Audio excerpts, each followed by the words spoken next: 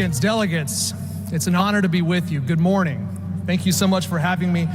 I was a delegate myself many times. I've been in your position. I know what this involves, and I want to thank each and every one of you for what you're doing for our party and our state this week.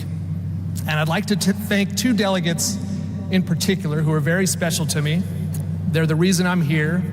They're in Senate District 10. Where is Senate District 10? They're my parents.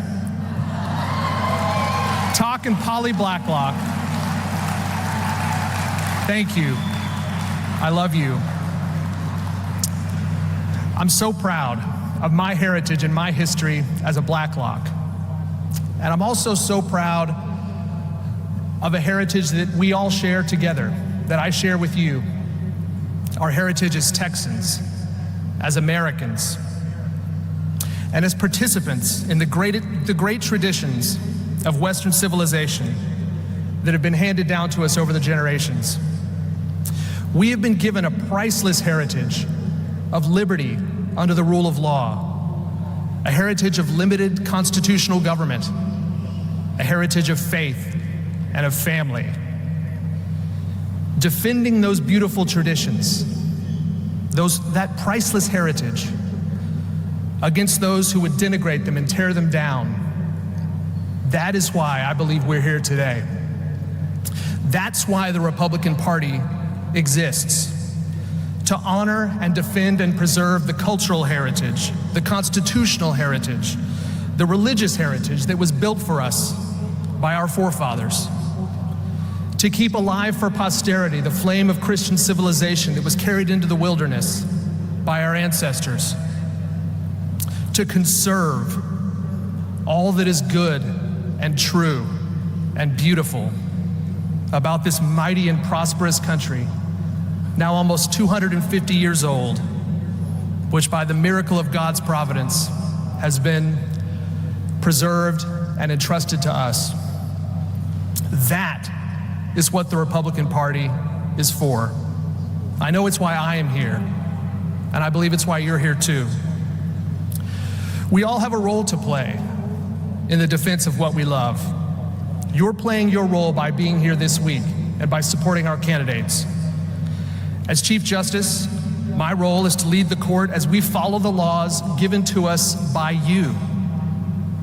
Our job at the court is to enforce the laws just as they are written by the legislature, not as we would like them to have been written.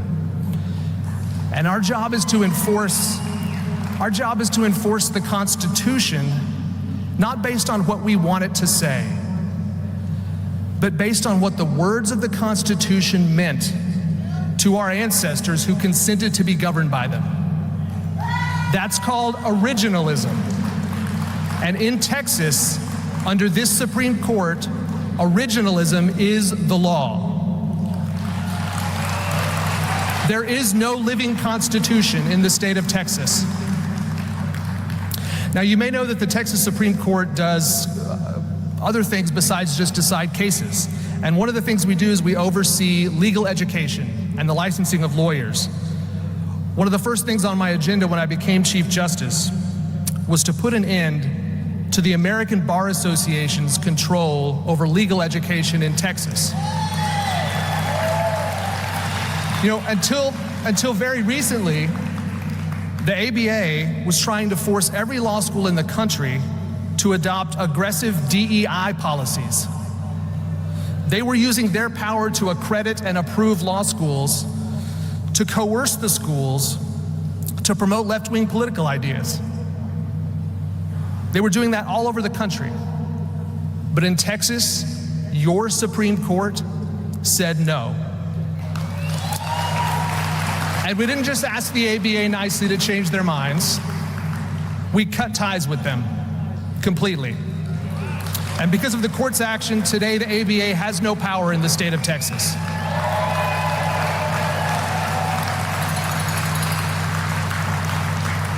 It gets better. After Texas cut off the ABA, Florida followed. And then Ohio. And then other states announced that they were looking at it.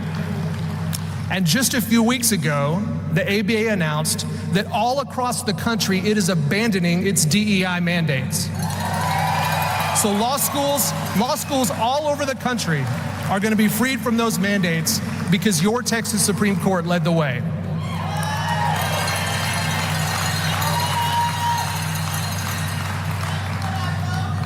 Another action I want to share with you has to do with judges performing marriages. So our Judicial Conduct Commission in the state of Texas had prosecuted a couple of Christian judges who politely declined to perform same-sex marriages. And the court decided we'd had enough of that. We added a provision to the Texas Code of Judicial Conduct to make it very clear that a Texas judge with religious convictions against same-sex marriage has every right to respectfully decline to perform them and to continue performing only traditional marriages.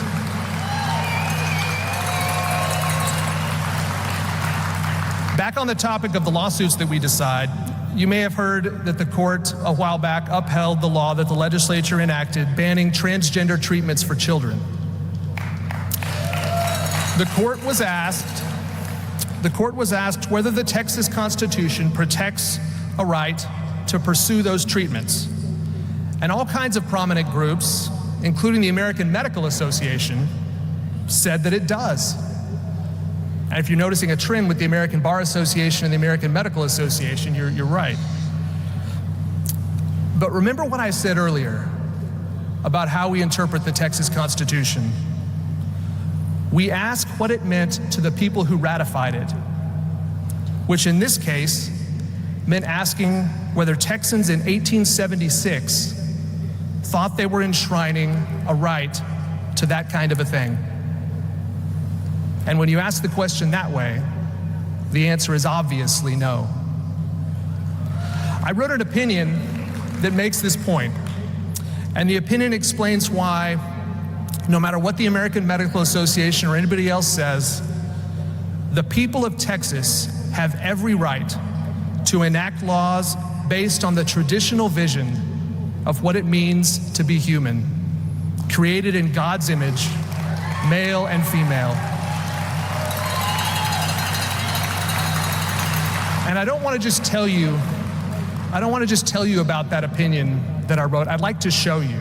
If you'll come by my booth, we have a copy of that opinion for everybody who'd like to have it, and I hope you'll read it. And it's a way to see your Supreme Court and your Constitution in action. Please come get a copy at my booth out in the exhibition hall. Let me close with something that may not be familiar to you, but I hope you remember it. It's the official motto of the Texas Supreme Court, and it's in Latin. Sicut patribus, sit Deus nobis. It means, may God be with us as he was with our fathers. My friends, as we move forward to November, let's be a party that stands united for the preservation of our heritage and the defense of our Constitution. Let's put away the attacks on each other. Let's stand together for the truth. Let's do it with joy and love and gratitude in our hearts. Let's vote all the way down the ballot for every judge. Let's win in November. And let's do it not just for ourselves, but for those who came before us and for those who will come after. For now, let's just have a great convention. And as we do all of these things, may God be with us as he was with our fathers. Thank you. God bless you. God bless Texas. Have a great convention.